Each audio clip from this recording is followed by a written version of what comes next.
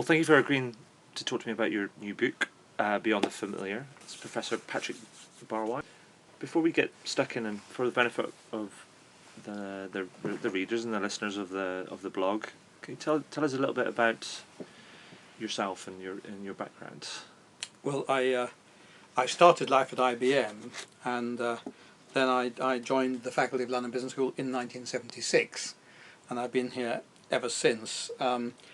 At the end of 2006, I became what's called emeritus, which is a wonderful title because no one knows what it means, but it sounds very grand. But it basically means a retired professor. So I no longer have a salary.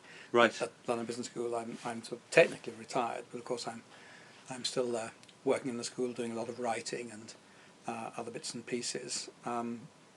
I have, compared to most academics, I have rather a wide range of interests. So I'm interested in a range of topics in management and marketing, and that includes marketing in sort of the narrow sense, like sort of advertising and things like that, but also especially in the sort of broad sense of how do you get the whole organisation to be market-oriented and customer-focused and so on, and innovative. I'm also interested in media. So my early research was on consumer behaviour, but also television audience behaviour. Mm-hmm. So that's what sort of is a common theme. So I've done quite a lot of work in the media area. Just before Christmas, I was a specialist advisor to a House of Lords committee, which is looking at the regulation of TV advertising in the UK. Right. And then I'm advising an American Advertising Research Foundation project, which is looking at the use of neuroscience for evaluating TV commercials. An area in which there are sort of quite strong claims, obviously being made by some of the vendors. Yes. So they've got 4 academics on a panel. 3 of them are very clever neuroscientists, and I'm the one who's supposed to know about advertising and marketing. And that's so I do sort of interesting things like that. And then my main pro bono activity is I'm chairman of which is the UK's main consumer organisation, and so I chair the trustees, but I sit on the commercial board of that as well, and that's a very interesting organisation. We're testing a product in India right now. Right. So this is something like Which magazine or like Consumer Reports, which we're calling Right Choice, and we're in the sort of pilot phase. So it's almost taking the Which business model and taking it to sort of new markets. That's exactly what we're doing. I mean, and a very, very different market. Fantastic. Which is such a strong brand, though. We think so. We're a very strong brand among those who know us, and we'd like more people to know us. Yeah. So I think we'd want to sort of build awareness. I don't think you have a youthful brand. That's correct. And of course, India being a very youthful country, the product has a younger feel. We've never had a youthful brand. In other words, there's a sort of myth which is that the average age of which subscribers is sort of increasing, and that's not the case. I mean, it was launched in 1957, and the average age has been pretty much constant for all of those years. Our subscriptions are up 9% in the last 2 years. So in the recession, because we don't take advertising, we were of course not impacted by the advertising cutbacks, but also because we save people money, and we've put more and more value into the product, including the online product, and we tend to sell them together, the magazine and the online product, and so we're in very good shape. Good. And in fact that illustrates when you say we have a very strong brand. One of the themes in the new book is we talk about the art of branding. Yes. Every brand is unique, but every valuable brand has 3 things in common: awareness within its target market, Yes. perceived relevance within its target market, and trust within its perceived target market. And which is very, very strong on trust, fairly strong on relevance, but that obviously does vary between different types of consumer, and would tend to be seen as more relevant by more male, better educated, somewhat older consumers. what we call intelligent researchers who Right. like to look at things before they buy, and we have pretty high prompted awareness, but we'd like to have higher unprompted awareness, including the fact that we're a charity, and the surplus we make from the products we invest in advocacy for British consumers. So on things like the Independent Banking Commission, which has just done its interim report in the UK, that was partly inspired by a banking commission we set up, 2.5 years ago, and Vince Cable, who's the business secretary, was on our panel, and Claire Spottiswoode, who's one of the 5 members of this commission, was on it. So there's a sort of connection between the two, and to fund activities like that, that comes from the success of our products. So that's a really worthwhile That's fantastic. thing for me to be doing. Proper force for good. Yes, absolutely. So I'm very excited about that. And then I occasionally do things like I do expert witness work from time to time. So you have some of these big international cases where 2 companies have fallen out. They wrote a contract 20 years ago. They've fallen out, and a lot of the work is done by sort of accountants and economists and obviously lawyers.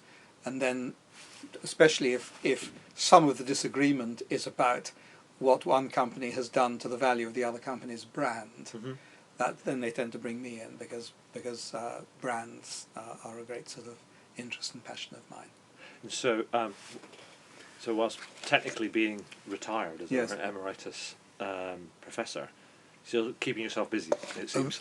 Rather excessively busy, and of course this book this has been a 5-year project. Well, I was going to say there's the book Beyond the Familiar, but then it seems to start with Simply Better. That's absolutely right. And Simply Better came out in 2006, 2004, yes. And that was 6 years' work. 6 years' work. And then we've been actively working on this for 5 years. And Sean Meehan, my co-author, who's a professor at IMD in Switzerland, he first came here as a doctoral student. Right. So we've worked together for 18 years. Okay. And quite a lot of, particularly what went into Simply Better, came from my own PhD supervisor, who was a great man called Andrew Ehrenberg. So the aim with Beyond the Familiar is to write a very short book on a really important topic, which is how do businesses achieve long-term organic profit growth year after year. And frankly, there are pretty well no business topics more important than that.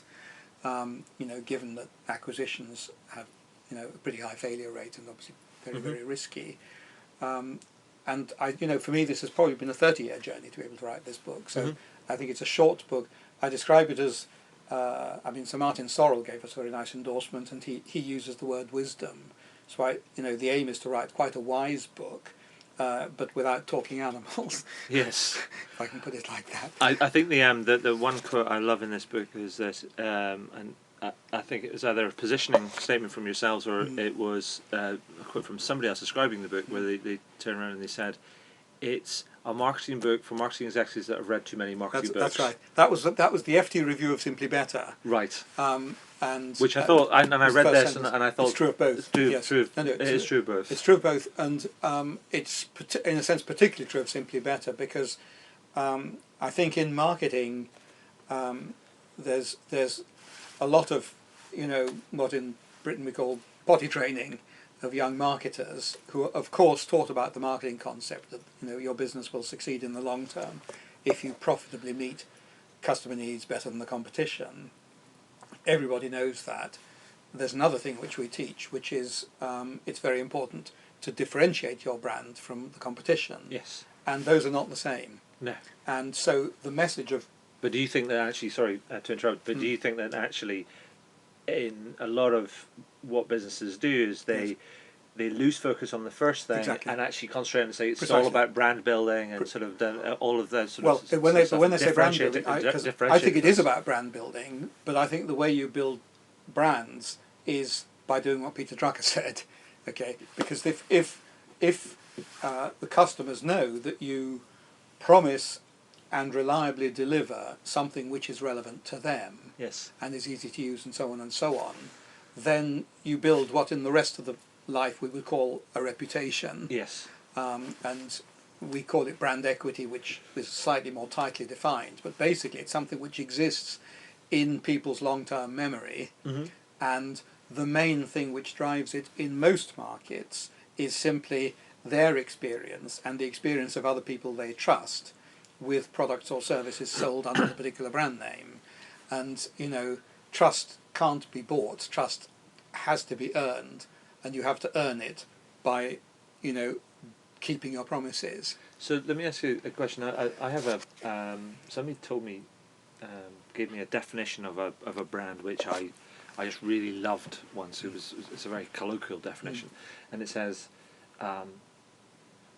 a brand is what somebody says about you when you're not in the room. Yeah, well, I think that's the main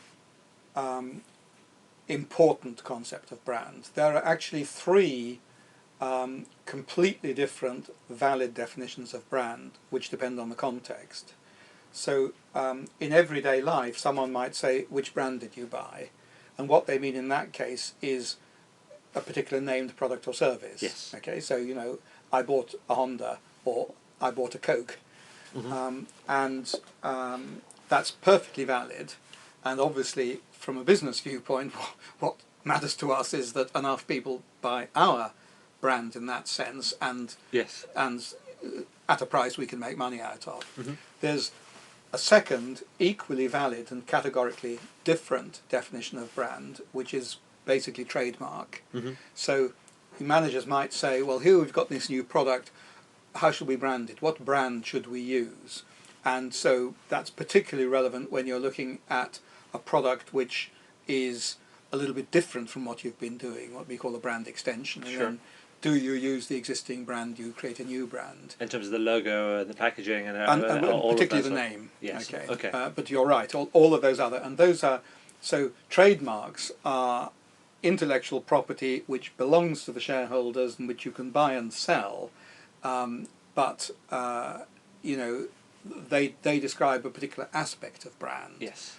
The third aspect is what technically we call brand equity, and loosely you can call reputation, and it's exactly what you've described, because it reflects what people carry about in long-term memory. Yes, so you indeed. just came into my office a few minutes ago, and if I ask you now, what do you associate with Volvo cars? Uh-huh. What's your answer? Well, I would say Volvo cars is about safety. Exactly. Okay. Now, that was in your long-term memory when you came into my office. And if I'd asked the same question to a convention of dentists in Sydney, they would have given the same answer. Yes. Okay. So I've never driven a Volvo. Yeah. I hasten to add. no, nor have I. So it's a very well differentiated brand. Yes. And part of the subtlety of Simply Better is to say that's a sort of classic textbook differentiated brand. It's actually a much less valuable brand in terms of brand equity than Toyota, despite the fact that Toyota in many ways is less well differentiated. Yes. Because Toyota and Honda aren't that distinct as car brands, and now they've over the years built a reputation for reliability, but that they're not. Whereas the Volvo, if you actually say to people, can you name a product which is very safe, they might well mention Volvo. Okay, Sure. so that's something, that's brand equity which people carry in their memories. Sure. The reason it has economic value is because those long-term memories influence future buying behaviour. Yes, of course. And they influence word of mouth and so on. So the more we move into a world where economic value is intangible, which we are, and with things like, with social media, Yes. if you don't deliver on your promise, the market can now punish you very, very quickly and very widely, because electronic word of mouth is, It's very fast and on a massive scale. faster than wildfire. But the basic concept is the same as it's always been, and Yes. it's a very simple concept, which is you promise something which is genuinely relevant to people, not you sort of think might be relevant. Yeah. You relentlessly deliver it. You keep improving it, and that's really the framework for the new book. Is it's very simple and very commonsensical.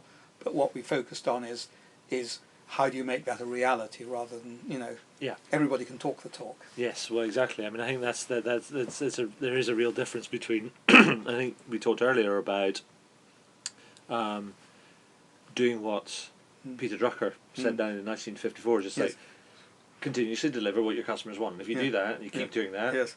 you'll have a great business. Exactly.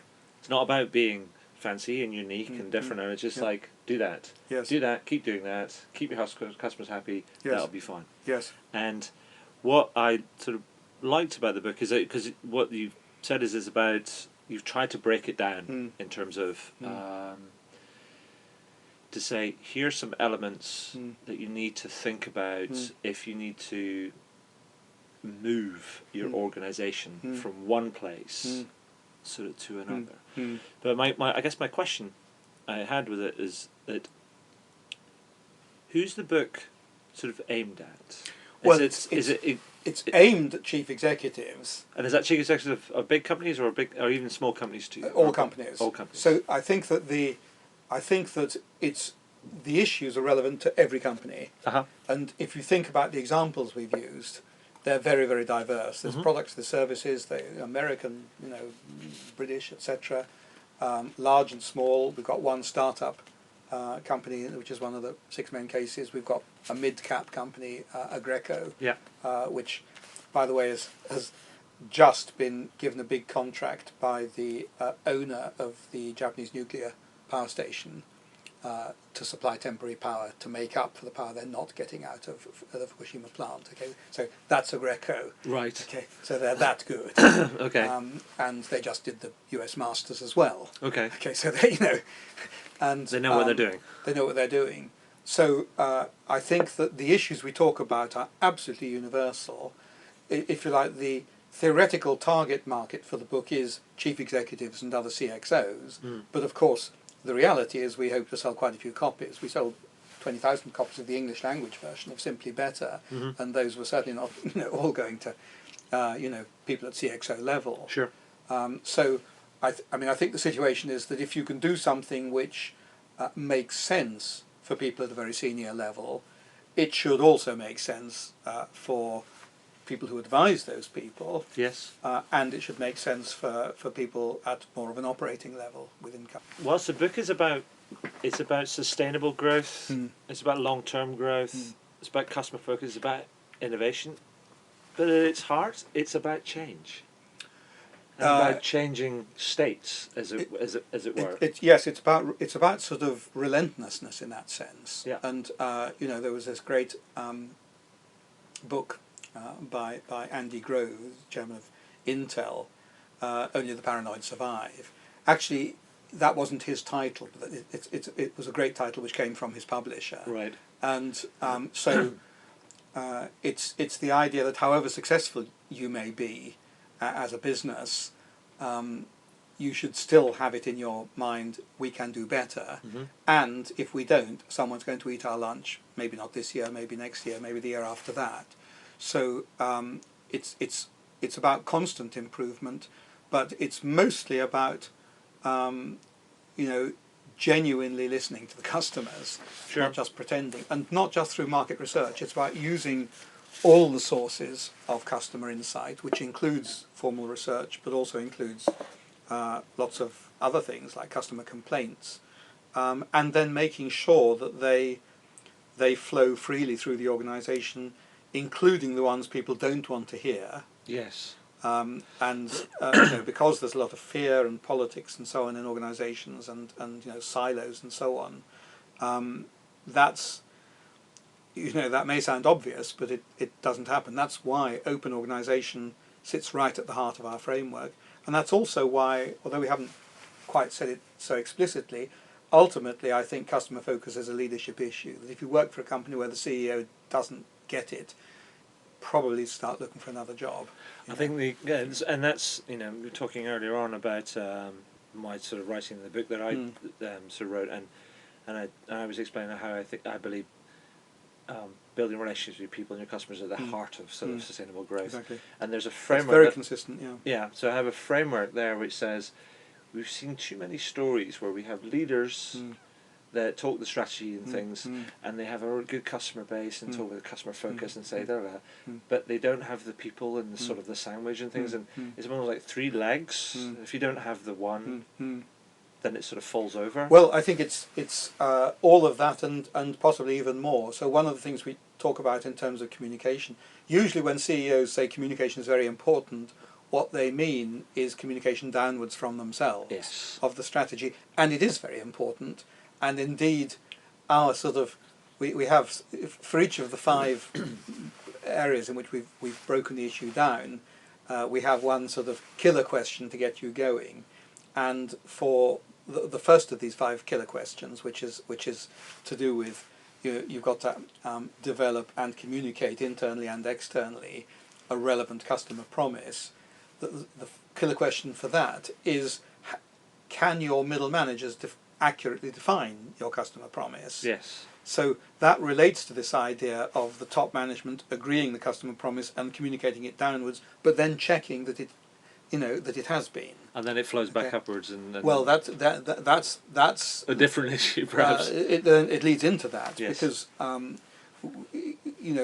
open organisation certainly means the first thing, which is that the strategy is communicated, and you then check that people are comfortable with it, and so on. There's a second piece which everybody agrees, which is we need to break the silos down. You have to get open, honest communication between the finance and operations and marketing and so on. And that is difficult, but it's all part of the same culture. There's a third dimension which we sort of touch on, and we again refer to the same research. A lady called Kathy Eisenhart at Stanford. And that is to do with open communication within management teams. Yes. And in particular, how do you maximise people's willingness to surface disagreement without causing conflict? Okay, because the I'm not really sure that my concern with that is that it's possibly around people's preconceived ideas about what conflict really means, and whether conflict is a healthy thing. Well, but you have to break conflict down. Well, indeed. So historically, what people have said is that conflict is a Goldilocks thing, that you don't want too much, you don't want too little. And what we're now saying, and this is particularly thanks to Kathy Eisenhart's research, but other people's research as well, is actually that's the wrong way to look at it. The right way to look at it is conflict is good if by conflict you mean there's a bunch of people and they have slightly different views and they feel free to express those differences. Yes. Okay? Then there's a second kind of conflict, which is they dislike each other, it gets emotional, interpersonal, and the first is good and the second is bad. Well, there's constructive and destructive conflicts. And the challenge is, how do you maximise the first without starting the second? And what she observed, she did her research in Silicon Valley, and she did this quite small sample. There were 10 companies she looked at, and sort of 5 very high-performing Silicon Valley companies in the 1990s, and then 5 sort of more mediocre ones. And some very tangible things she observed, and I'm sure she's overstating and oversimplifying, but that's just fine. And so, for instance, the good ones routinely looked at more than one alternative course of action. Right. Okay, and that's a difficult thing to do because it takes longer, but you do end up with better strategies and decisions if you do that. The second is they wherever possible, they used current objective data rather than who had the loudest voice or expressed their opinion more plausibly and so on. They actually used humour quite a lot to diffuse the tension. So if you and I are disagreeing, it helps if I can rib you. Yes. And then we don't then get interpersonal conflict. They also had a very interesting thing to do with the style of leadership. That what's effective, weak leaders are ineffective, fascist leaders are ineffective. Sure. Strong leaders who genuinely listen, and then if a consensus doesn't emerge, make a decision rather than letting the discussion go on and on and on. Yes. Okay. So, but the key word there is genuinely. That as long as the people who are arguing against a course of action believe that their views were genuinely listened to, if the decision goes the other way, they will enthusiastically try and implement it, because they know, you know, the reason you have management teams is because a computer couldn't make the decision. You know, all the most interesting decisions are not obvious. They are matters of judgment. And so if there was genuine, open, evidence-based debate, and then at the end of it, the leader said, I've heard the different views, this is what we're going to do, because then the people arguing against that will implement it. In a way, it seems to be there's a simple argument that comes out of that which says, actually, you know what? We need to slow down decision making. Quite often, yes. Quite often. Because it's again, there's an element of that which says you make better decisions if you consider more choices. You look at more up to date objective data. If you engage people more in the debate, almost you become, and this is a theme that talked about. Well, Guy Kawasaki talked about in one of the last sort of interviews we did, when he was talking about. He said, "I'd like to see more things becoming more democratic." Yes. And not in a way that I want to politicise everything, but it's almost like that process of understanding, constructing, sort of debating sort of stuff. Whilst it might feel like intuitively it's going to be more inefficient, in actual fact, done properly. Done properly, yes. It will a better. talking shop obviously is a waste of time, and also when you have a crisis, unfortunately, if you know, a turnaround situation, someone has to come in, they need to make very fast decisions. Those will include quite a few mistakes, but if the alternative is, you know, the firm goes bust, then you just have to do that. But if you've got a business which is doing reasonably well, and, you know, not sort of in crisis, then as long as you don't take it too far, that's absolutely right. And that also raises the issue of, if you like, the fourth dimension of open communication. So you've got good communication down from the top and checking that people have heard. You've got breaking down the silos. You've got trying to create a culture within each management team that you have open communication without conflict. And then the big one we talk about is vertical communication from the bottom to the top. Yes. And we believe this is quite extraordinarily important, and possibly the main reason why, you know, the marketing concept, which is so easy to understand, has turned out to be so difficult to put into practice. Because, you know, you in life and in business, you know, a lot of learning comes from making mistakes and when things go wrong. But especially in service businesses, you know, the frontline people, what you want them to do if something goes wrong is number one, really bust the gut to solve the problem so the customer has a good experience. Sure. Number two is tell you about it. And of course there's so much sort of, sometimes fear with a capital F, but sometimes sort of more like inhibition, which means that in reality, in all organisations, everybody suppresses things a little bit to their boss and spins things a bit to their boss, and the boss underestimates the extent to which that happens. Sure. And in a bad organisation, that happens badly. Yes. So we have a lot.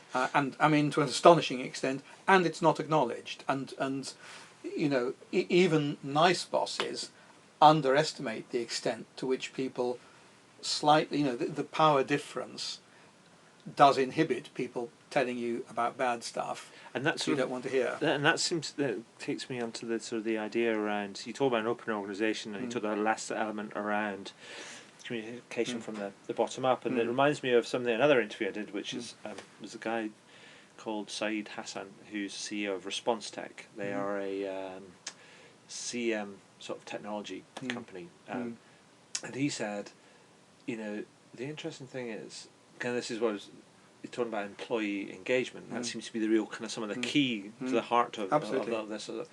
Much talked about. Much talked about and not oft sort of like tackled. Yeah.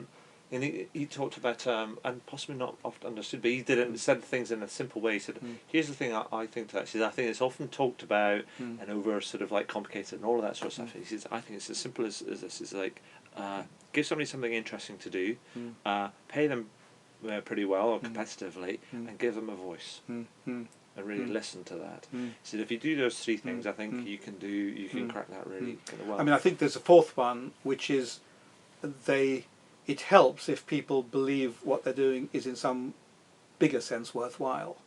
Yeah, so that Okay, I giving mean, them, at which giving them we a have mission. that. Yes. The people are very, very committed to the mission, Yes. and that doesn't mean we can underpay them, kind of thing. No.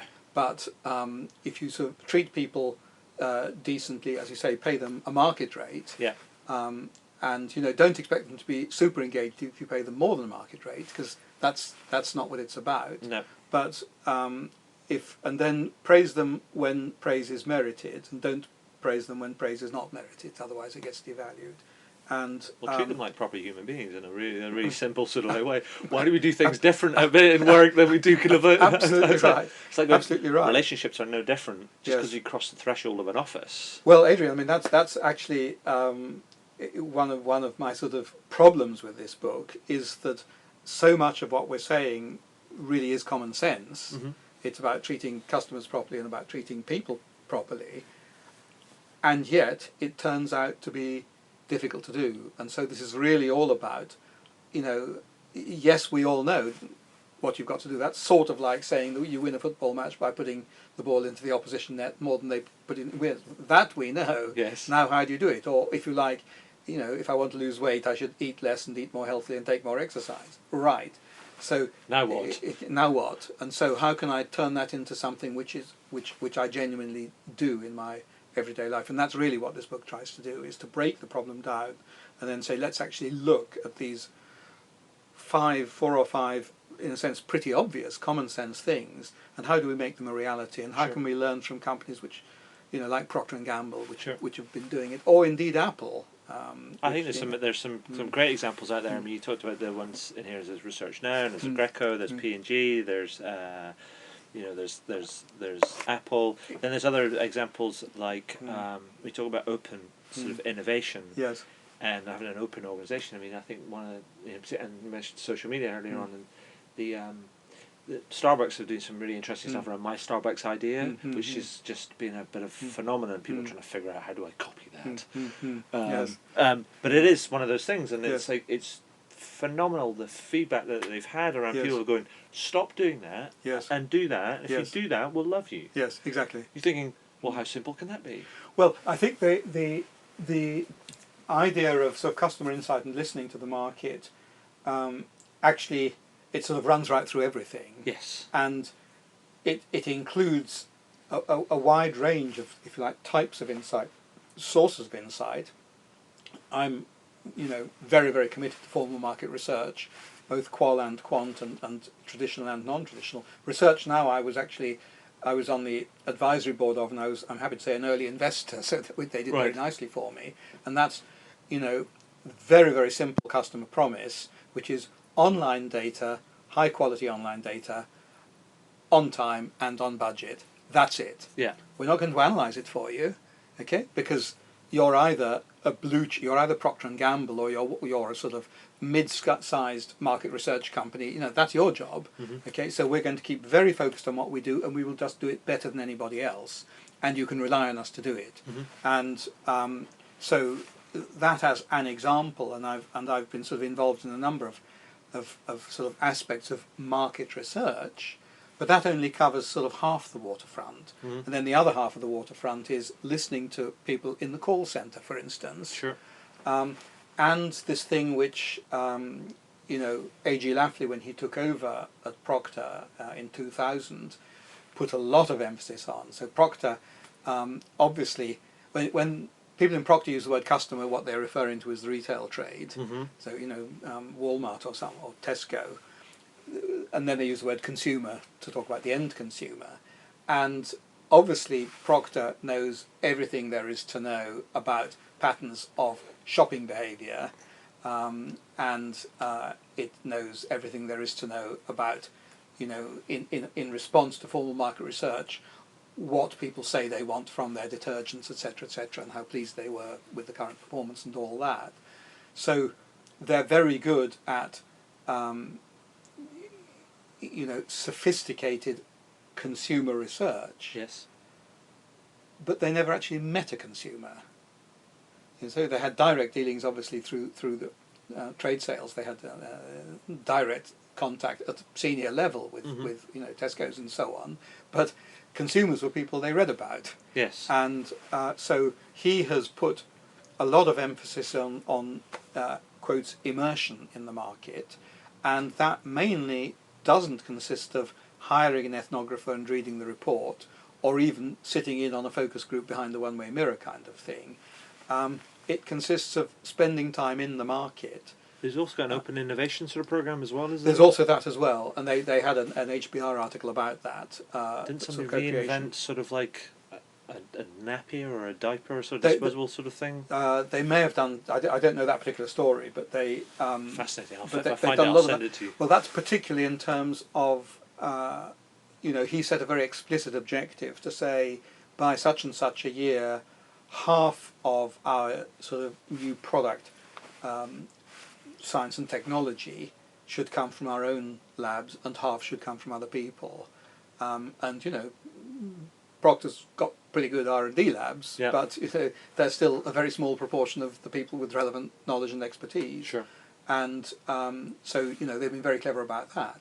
But the point about doing your own immersive research is that you bridge the empathy gap between yourself and the consumer. So if you Yes. imagine a senior Procter & Gamble manager in Mexico, and you imagine the everyday life of an average Mexican housewife, these people are from quite different worlds. Yes, indeed. And the way that you bridge that gap is by the Procter manager spending not an hour, but half a day with her and her family in her home, hearing about their everyday concerns and so on. Mm-hmm. And we actually have one of the case studies we tell. We've got a big case study about Tide in the US, which is an absolute monster brand, and it was a technical breakthrough in 1946. Yes. But the reason it's been a monster brand ever since then has been this sort of relentless incremental innovation, Mm-hmm.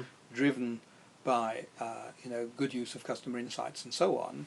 And then we have the tail piece, which is the new Tide advertising campaign in the US, because they'd actually lost emotional relevance, because by the year 2000 the percentage of American women who really cared that their family's clothes were whiter than the neighbour's family's clothes was sort of 15% and falling. Yes. And most American women today have these part-time jobs, are under relentless time pressure, etc. Don't enjoy doing the laundry. I mean, the laundry is a necessary chore; they will do it, but it's not a fulfilling part of their lives. And so Saatchi & Saatchi and the brand team spent 3 weeks in a couple of not the very biggest cities, but Charlotte, Charlotte, Carolina, and Charlotte, Virginia, and St. Louis or somewhere. Yes. And not asking people about their laundry, but asking them about their friends, what they enjoyed doing, what was important to them. Also asking them about significant things in their wardrobe. So it's getting to know them as people. As people and the rest of life. And then And figuring out you how feed they that fit. into the tone of voice you use when you communicate with them, which then communicates that, of course, we at quotes Tide know how to get your clothes cleaner, but we also understand what your life is like, real American women in the 21st century. And the way that you do that is through direct customer contact. Tesco's board still spend a week a year on the shop floor. Mm. I don't think they enjoy it very much. I think it's not their biggest fun week, Mm-hmm. but it achieves two things. First of all, obviously, they get a very good feeling for reality and what's important to consumers now.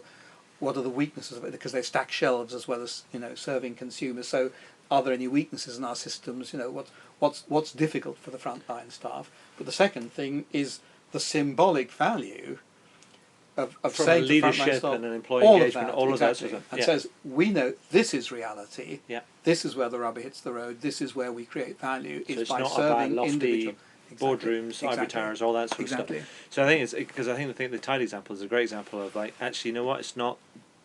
It used to be about us and us being better than everybody else. Yes, exactly. And therefore we make stuff that was it's almost like we make stuff we think is innovative and is really Yes. groundbreaking, and it's all about us. Yes. And the relevance is almost going, actually, Yes. it has to be all Exactly. about them.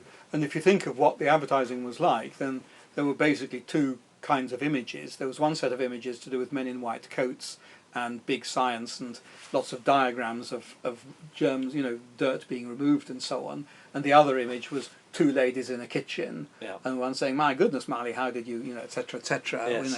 Let's. Why don't we do the benchmark of the brand you're using against Tide and all that? And come on, in the 21st century, this is not what people do. Yes. Okay, so you have to be credible, and I think sort of learning that reality, it's hugely important to spend quality time with customers and quality time with the front line. So, for instance, one of the things that not just businesses, but I would absolutely say the same with government as well. Government, in a sense, is an inherently dysfunctional organisation because the top management consists of politicians, many of whom have never run anything, but also obviously who are very, very concerned about the next election and all that. You then have heads of department and permanent secretaries and so on, and they're all frantically busy, and there's this sort of relentless sort of Westminster thing, and insofar as they visit the branches, they will tend to sort of appear at a predictable time like royalty, say a few nice things, and they'll be there for sort of an hour, and then they'll move on to another branch. Or potentially just talk at people rather than actually talk with Well, people. and also you don't, the amount of learning which the senior person does is basically close to zero, because obviously people are going to tell you about their problems, and what you're observing isn't sort of normal operation. So, if you have lots of branches, the temptation is to sort of spend a little time in quite a few, and probably you do better to say, I'm going to spend quality time in a couple, maybe one in a prosperous area, one in a poor area, and next time you do a visit, go back to the one you visited before. And it's like those of us who are not manufacturing people. The truth is, when we walk around the factory, it's all just a buzzing confusion to one. You actually have to spend quite a long time before you can sufficiently decode what's really happening. So maybe here's the thing that that CEOs need to think about, and it's an old sort of concept, is that actually if you're going to build your brand and you've got the art of your brand, yes, if you want to build your brand inside your organisation, there's the art of your brand inside absolutely your right. And the trust is that it's not like that. It's not a thin veneer. Yes, it's actually exactly right. Because if you build those pillars, thin but deep, as it were. Yes. The interesting thing about it is people talk about that. Yes, and in fact, the internal word of mouth. One of our companies is Infosys, which is a very, very values driven organisation, and their big competitive advantage is that with big IT projects, they have a higher percentage delivered on time and on budget than most of their competitors. Right.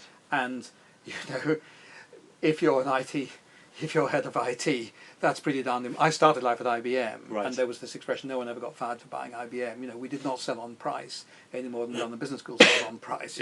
But if you're going to sell at a premium price, you better be better and reliably better. And so Infosys, part of the induction is that people tell stories about the occasion when the chief executive was fined by the company, on his own insistence because of a very, very minor technical infringement of their rules about share ownership, because his wife had certain shares that it was totally non-material, but he said no, we no have exceptions.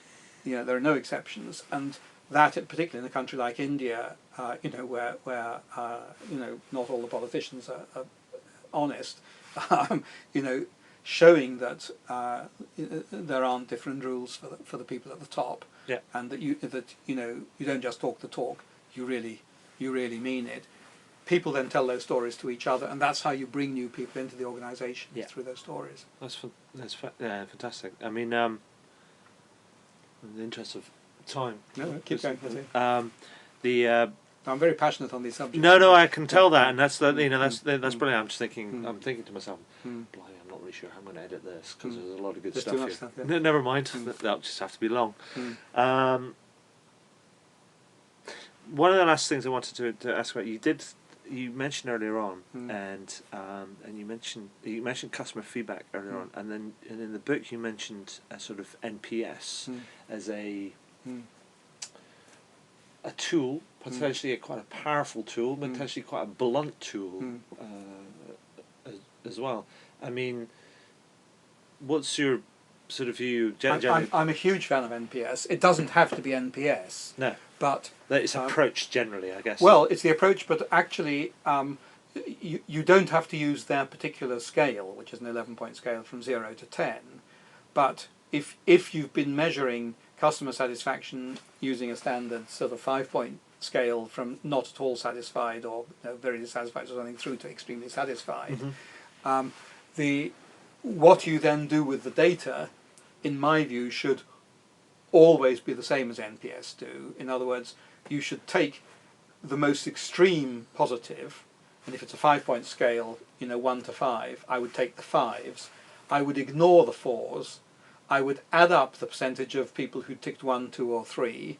I would call the 5s promoters, and I would call the 1s, 2s and 3s detractors. Right. And I would subtract the percentage of detractors from the percentage of promoters. Yeah. And I would do that for the different units and parts of the business, and I would make sure that the numbers simply get included, as they do in the Agreco case, together with the financial and operating numbers routinely, that they go to the people running the unit, they go to their boss of the people, they go all the way to the top, maybe getting summarised, and it's a blunt tool, but then so is a hammer a blunt tool, and a hammer is better than anything else for doing what a hammer is good for, and you shouldn't then use a hammer for other things. Sure. And in the case of Net Promoter, which is controversial and much sort of misunderstood, partly because it's been overhyped, what Net Promoter or the equivalent does, much better than an ordinary customer sat score, which sort of varies between, 3.2 to 4.2 or whatever, which isn't very dramatic. The numbers vary a lot. They're very simple. They use these wonderful emotive terms, promoter and detractor, and detractor in particular is a very emotive term. Everyone in the business can understand it. So what it tells you is, for this particular part of the problem, Houston, and our particular case study was about Houston, as it happens, Houston, we have a problem. It tells you nothing about what the problem is. Okay, so it's exactly the equivalent of a flashing light. Yes. On a dial on a control panel, or an instrumentation panel in a plane. It's the beginning of process. It's like a cattle prod. It sort of says, in the northeast or in this division, something is going wrong. Okay, the people running that division, if you've got a tightly run organisation, they know they better start finding out what the problem is. Okay? So it's the start of a process. It's absolutely right. It's certainly not a sort of wonder predictor of future organic growth or whatever, which the consultants somewhat claimed. Obviously, expecting consultants not to overclaim from their metric is kind of like expecting your cat not to chase birds. Get real, all right? They're going to do that, but it isn't the only number you need to measure. On the contrary, when it starts flashing for a particular unit or for a particular time period, that's when you get cracking. You need to have diagnostic data to say, why are there so many detractors? What are they unhappy about? And I think part of the learning process is you may well discover that people who are being totally sort of polite to you, I mean, we know that in consumer markets, for every person who actually sends a complaint to the, vice president of sales or service, there are probably 100 dissatisfied consumers who don't bother, and of that 100, maybe 30 complain to the frontliners, and so on. I think we know that from our own experience in terms of like whether we've been somewhere and the experience has not been bad enough for us to make a complaint, but we'll just never go there again. Yeah, and we might mention it to other people and so on. Okay? So what this does is it forces the issue, and people who they're a bit unhappy, they haven't switched their business elsewhere, maybe because you're locked in, it's a business-to-business business, and it's not that bad, but the things they're unhappy about may well be things we just weren't thinking much about, like incorrect invoices. Okay, I mean, obviously marketing people are very uninterested in invoicing. Okay, but incorrect invoices are extremely annoying and time wasting for customers. So you have to find out, if you've got a lot of detractors, okay, A, be nice to them because you want to retain them, but B, ask them why, find out what, and especially high value detractors, just find out why. So when market researchers complain about Net Promoter because it's been overhyped, technically they're absolutely right, and technically it's actually not a very good, information is lost the way that but the reputation of market researchers is people who are technically very sophisticated and politically naive. That what they're not understanding is that change in organisations is also an emotional process, and the first thing you need to do is get people to realise that we have to do something, and the first thing we have to do then is find out what the problem is, and then they become more employed in doing what they can do because they have to understand it, can help understand exactly. And that's also engaging, yes. Yeah, and what NPS therefore does is either create kickstarts or creates momentum or creates a burning platform. Yes, exactly. Which then somebody will come to them and go, we know that this exists. Now you be in the qual and the quant and the mystery shopping and all of these different sort of methods, all the experts in that. Yes. Help us unpick this. What does this actually mean? And in some cases you're going to say, you know what, we're going to live with that problem. Okay. I mean, there are some unreasonable customers. Okay. So I think a lot of what we're talking about in saying that you want an open organisation where information from the market, including negative information, flows freely, you can't do everything, and so a lot of this is about resource allocation and priorities. Yes. So when there are ways you can improve, and there always are, some of the value of this kind of data, especially if you get to the stage where you've got the beginnings of a cause and effect model, you're beginning to say, supposing we put more resource in, we improved this particular attribute, how important is it to how many people, how much impact would it have on their willingness to pay or whatever, and then if you've got a really good costing system as well, then you can begin to say, you know what, we've got a portfolio of 14 projects potentially in the pipeline. 5 of them we're not going to do. Okay, that we could, and it would improve customer experience, but the cost of doing those projects and the impact in terms of how many customers it would really make a material difference, not worth it.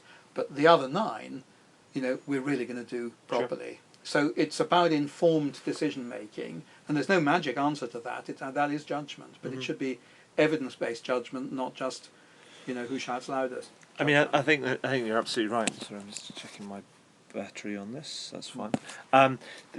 One of the interesting things I find about NPS is that what it has done is elevated it seems to have elevated research and the voice of the customer and customer sat scores and customer feedback to a level where it sits on almost like a scoreboard. Yes, because it's so simple. Yeah. And it's so simple. It's not the answer, but it's the question. Yeah. And the reason Greco is so good is that Rupert Soames, trained as an accountant, his early experience was with Arnold Weinstock in General Electric, which was a very, very numbers-driven organisation. Yes. And he'd always, unlike the wrong kind of accountant, he'd always said, what we mustn't be is short-termist. Okay, so of course we've got to closely monitor the financial and operating numbers, but if as a result of that we make the bottom line by cutting back on the quality of customer experience, it's going to cost us in the long term. So we need something which tells us, gives us the customer perspective, so that it's a more balanced scorecard. And NPS, because of its extreme simplicity, it's good at a top management level because it's a flashing light, and it's good in terms of hearts and minds in the organisation because it's so simple, and it's very emotional. Yes. Because of the language and the simplicity. So here's my question, final question. We've seen we see how the market's developed. We see how competitive pressures are increasing. We've seen how the voice of the customer is sort of rising. What with social media and just all sorts of different sort of platforms and companies getting slaughtered sort of on different Faster social media than before, metrics. yes. And I've seen sort of research that said new stuff coming out all of the time. It says that large companies, particularly there's a recent piece which is UK retailers where they may have Twitter profiles or Facebook profiles or all that sort of stuff.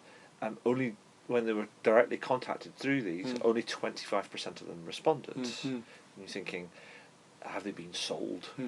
This sort of idea is something they should do rather than actually really understanding what it is. But that's not my question. My question is more that you talked about the short-termism and Rupert Soames and his background at wine stock and things. Now, if you're in a big company or a traded company or with an investor base, or it's VC backed or it's private or whatever,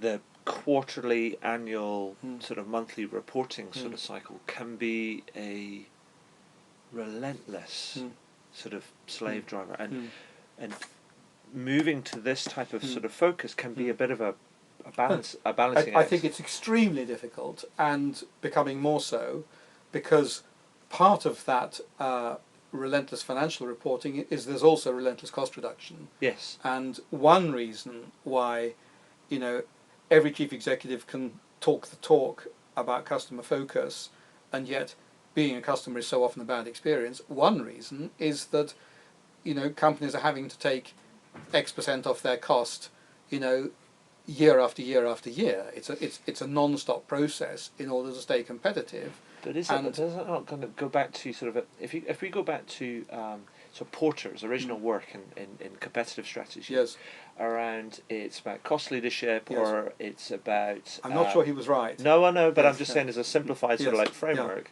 Do you think there's cost leadership and there's focus, and then there's sort of differentiation? Yes. And if you look at it, what it seems to me, I think what he's right about is that if you get stuck in the middle, you're neither one thing or the other. No, I don't agree with that. You don't? No, I don't think there was any evidence behind what he said. I think it was very plausible. Right. But if you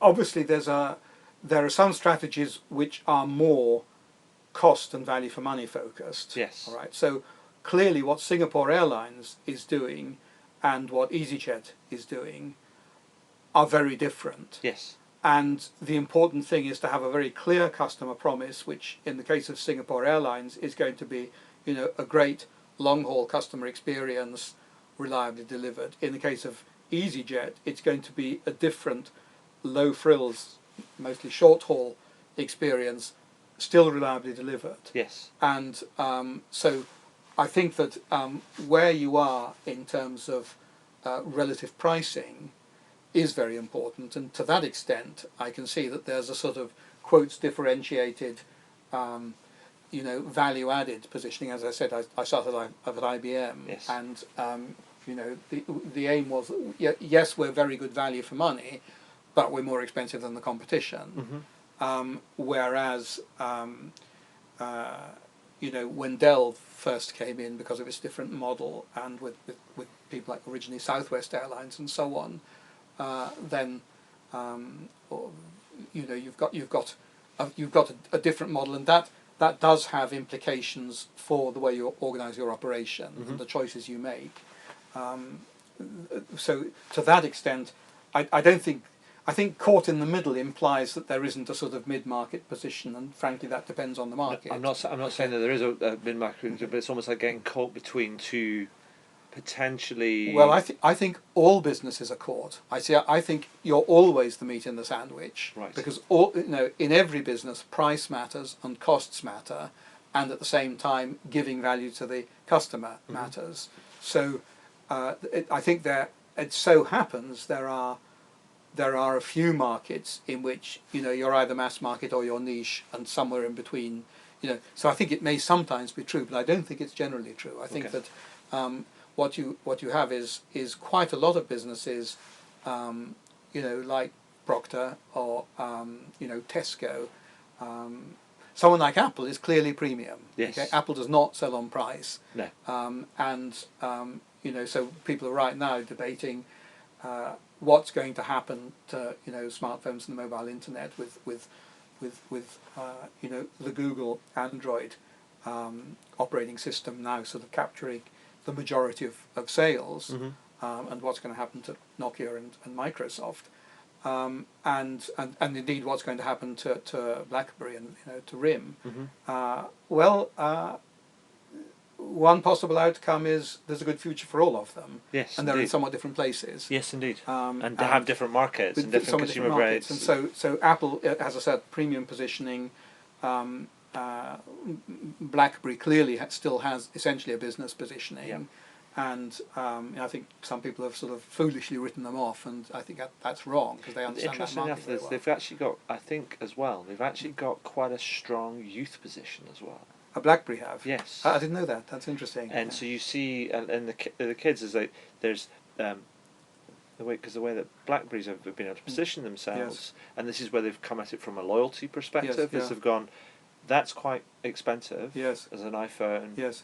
And it comes with more expensive contracts. Right. Where we can do a BlackBerry, which is built on BlackBerry technology, because our push technology is quite old and sophisticated. Yes. And we can produce a lower cost entry sort of version. Right. And we get them sort of okay. Because we also understand that the kids they love texting. Yes. Yes. And so this is similar. And because it's it's a good machine for it's that. very button based and all that sort of stuff, and they're just going, well, that's we interesting. get that. And again, quite often in markets, particularly actually media markets, what the market does with your product, to some extent you discover, and that happened with the iPad. Where I'm quite sure that Apple wasn't completely sure what the market would do, and when the iPad was launched, which wasn't that long ago, the iPad one, it was just under a year. It quite amusing to look back at what people wrote. So apart from the fact that some people said, what a terribly silly brand name, which sounds like something to do with feminine hygiene, which has now been long forgotten. A lot of people said, this is caught in the middle. It's neither a Kindle, nor is it, a proper computer. Yes. What's it for, kind of thing. And, unless people are going to watch a lot of online television, which most of us think, at least I think they're not going to do, or certainly not going to do soon, what's it for? And of course, the rest is history. And they were not. By the way, we'd had tablet computers. Microsoft had a tablet computer in 2001, and they were not the pioneer. So, this was not a new category. No. But it's positioned and promised kind of in a different, sort of more compelling way. And delivered and as just well. Ease of use and so on, Yes. beautifully designed. And then only 9 months later, the iPad 2. Okay, so that's, again, something people underestimate about Apple, is it's a relentless incremental improver, and in fact, unfortunately, later than we went to press, Steve Jobs did an internal interview at Apple, in which he actually said, it was through relentless improvement that we've beaten the competition. Yeah. And it becomes, it's almost like it's almost like their proposition is that we are going to get so good that you're going to get so addicted to the stuff that we do, and addicted to the incremental and we'll charge you for it. Of course. And then other people can sort of come in. And we'll make the difference in each improvement substantial enough that you will want to buy the next one. Exactly. Or if it's not, if you decide to skip that one, that you'll want to buy the next one. Exactly. And so we will just keep, because it will we'll create the coolest things that are the easiest to use, that look great, they're part of this kind of tribe, this cult sort of like thing. Yes. But you're going to want to be part of that. Exactly. I just think it's all a bit like. I'm a bit of an Apple fan myself. Oh, well, I'm married to one, and I'm an Apple fan, but my wife is a Mac head, and I mean I think there are reasons for it.